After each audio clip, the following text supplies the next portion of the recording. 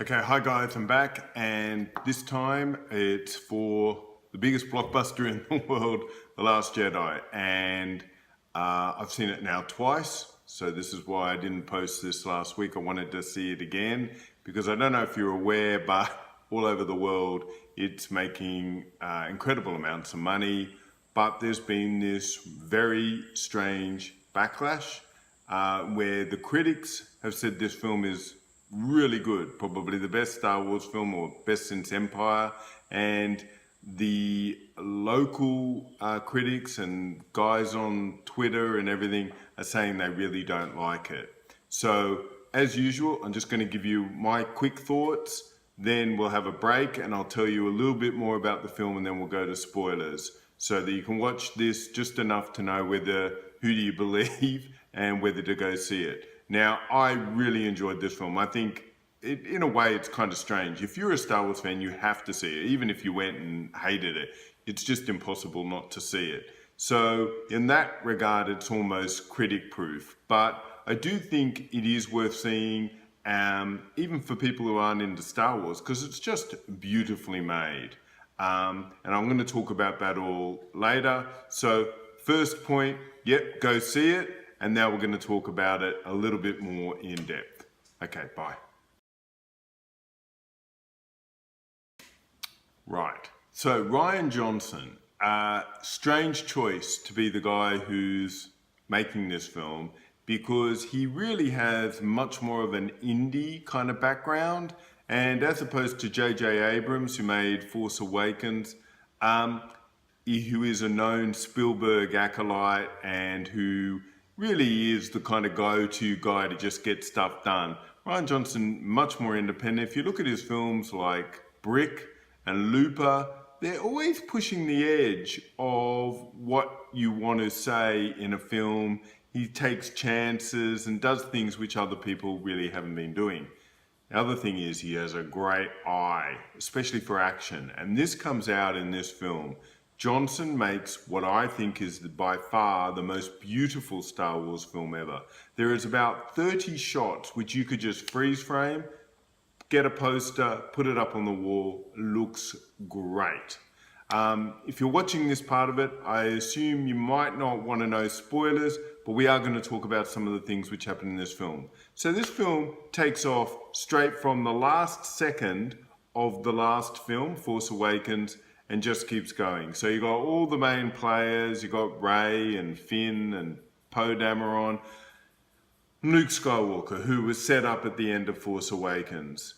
But what Rian Johnson does with, I think, mixed success is he straight away starts the film with this quite a comic line with Admiral Hux, played by Domhnall Gleeson, who I find is really weak in the films. I don't like what he does, and they make him a bit of a comic foil, which to me doesn't work if you're setting up these kind of the Nazi First Order. And so they start with that, and the comedy to me in this film is very hit and miss. And so they do this part of the film, and it kind of sets it up in a weird way, and a lot of people do not like that. But it then does go into what we call, you know, a normal firework factory scene in which lots of action, and then we go back and forth between the major players.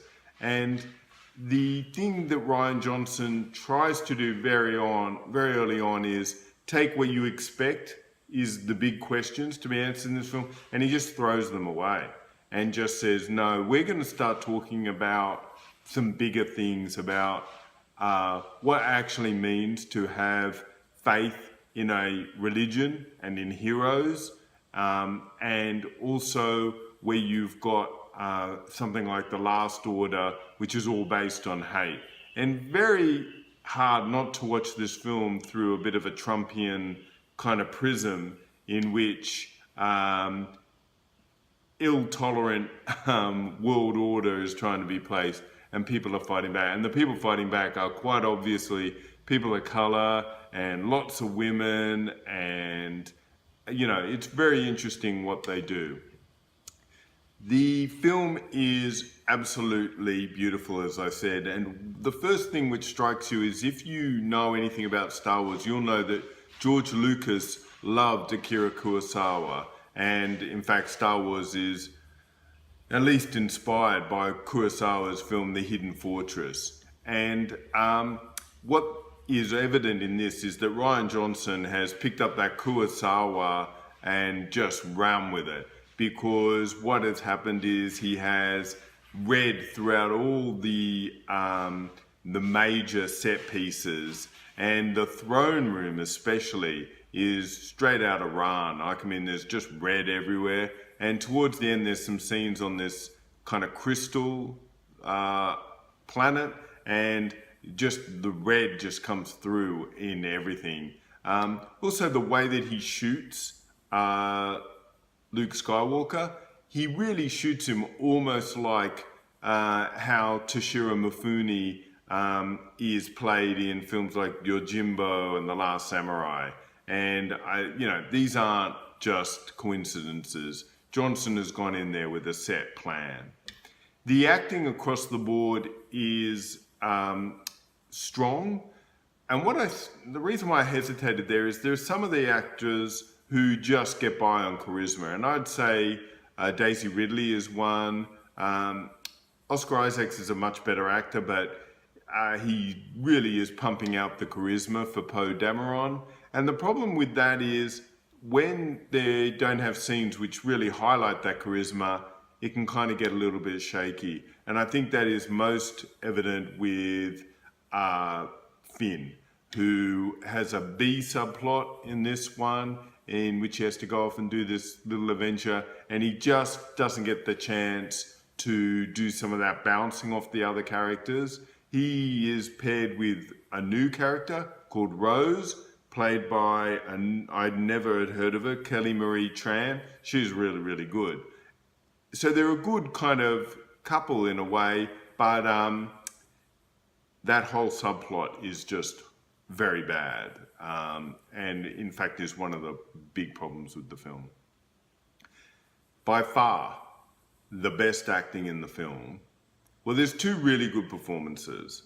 Mark Hamill, who is not the greatest actor, comes across because he's got the face now and the voice for Luke Skywalker as a failed prophet. And that just carries so much gravitas that he really can sell some of the scenes.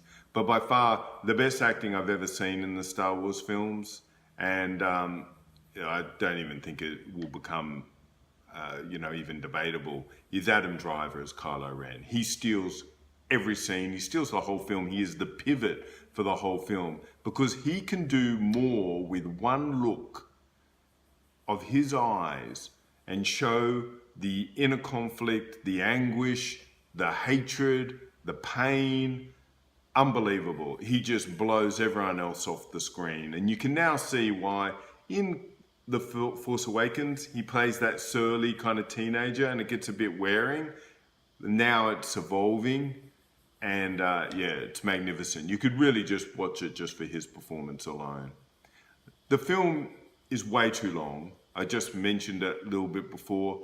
It's got, it's over 2.5 hours long, and there's this major plot line in the middle in which characters have to go on a fetch quest, and that doesn't work. And I actually do think that if you had been able to cut that out or rework it and get this down to 100 minutes, 110 maybe, we could have been talking about an almost perfect Star Wars film, because it would have just been beautiful. It would have had all the big action tropes, would have had Luke and Leia, but they really does struggle under the weight of how long it is. That's enough that I want to say. There's tons to say, but I want to talk about it in spoilers. Okay, I'll be back in a sec. When I say spoilers, it's not that I actually think that there are that many spoilers. I mean, there are things which happen in this film which are a surprise for people, and you shouldn't be watching this part if you haven't seen the film. Like Yoda turns up, and Luke kind of expands into the Force by the end of it. But that actually isn't what I wanted to discuss here, because I think you'll know that pretty quick. And if you're watching this, you've seen it. What is this big spoiler is that if you think through what happens in this film, Johnson is doing something very subversive about the Star Wars universe. What he's saying is that the Jedi's, that faith in like an organization to save everyone, they have these heroes, that isn't working, and it's not going to work in the future. What he then says quite plainly and philosophically within this film is, it is actually up to everyone to fight intolerance, whether in the world or the universe or whatever, and that is the secret. So it's spreading that message and then everyone coming together and then taking your part. Now you could be, one of the heroes like Daisy Ridley, like Rey, full of the Force and all that. But really, for Rey to be able to do anything, you need a character like Rose, who is just behind the scenes like an engineer. And even then, how many committed resistance fighters are you going to have? You'll only ever have a small cluster. For you to win this war, you need people throughout the universe. And by the end of it, what they're saying is that what the resistance needs to be is a movement that is embraced by everyone. And that's where it becomes quite Trumpian, because I do think it is saying that in a film in which all of a sudden you have women in charge. In fact, there's a whole thing where if you really look at it, the men just keep making really bad decisions. And in this film, there's even a scene where Poe Dameron tries to mansplain to Vice Admiral Hordo how they can kind of get out of this situation. And she's actually got a really good plan. And it turns out that really the people who get everything done are Leia, Hordo, Rey, Rose. It's the women kind of going, guys, you just need to sit down. You're just trying to blow everything up. We'll get this done. So it is very 2017. The women are standing up and got a very mixed cast. And then the theme is that resistance needs to spread throughout the universe. And the way that happens is not by just you do need some heroes. They make that very clear. But you also just need everyone to buy in. And there's a scene right at the end where a boy comes out, and it's breathtaking in its just ambition. And he uses the Force. It's really easy to miss. He uses the Force to get a broom to clean up. And he looks into the universe, into the starscape, and he gets his broom, and you can see in silhouette, it's like a lightsaber. And like, I'm tearing up. Like, the idea is this is the future of the Star Wars universe, that everyone will have to be involved if we want to win. If you want the forces of good to win, this is going to have to be everybody. Now, this sets up a really difficult position for the Star Wars films, because two things. Rian Johnson, I think Disney have made the right move in doing this. They have gone, we can't just keep retreading the Skywalkers. They eventually, in fact, right now, by the end of this film, there is only one Skywalker left that we know of, and that's Kylo Ren. And I don't see him surviving the third film, but who knows? And you don't know Rey's parentage, but they made it very clear that Rey is not born of Skywalker blood or, of these big families, that she's just a nobody who is going to change the universe. And again, that fits into this whole resistance thing, that it's really everybody. So I do think that the fact that Rian Johnson has now been given 3 films to write and direct in the Star Wars universe, but not the Skywalkers, I think that's telling about where Disney saw the future of all this. They knew you can't just do the What can you do? Can you just have more Skywalker babies than they do? Then they turn bad and we all know that story. We need something new. But of course, you've got J.J. Abrams is now making episode 9. And, well, I don't know if that's JJ's thing. Like, I think he's really good at coming in and fixing stuff up, like he did with Force Awakens, like he did with Star Trek. But he's more Spielberg acolyte. Not like Johnson and Kurosawa and Lucas. They're all rebels. People forget, like, Lucas was really on the fringe of Hollywood when he made Star Wars. Now we've got JJ coming in, and Johnson's given him a lot harder proposition to work with, and he's now going to have to stitch it all together.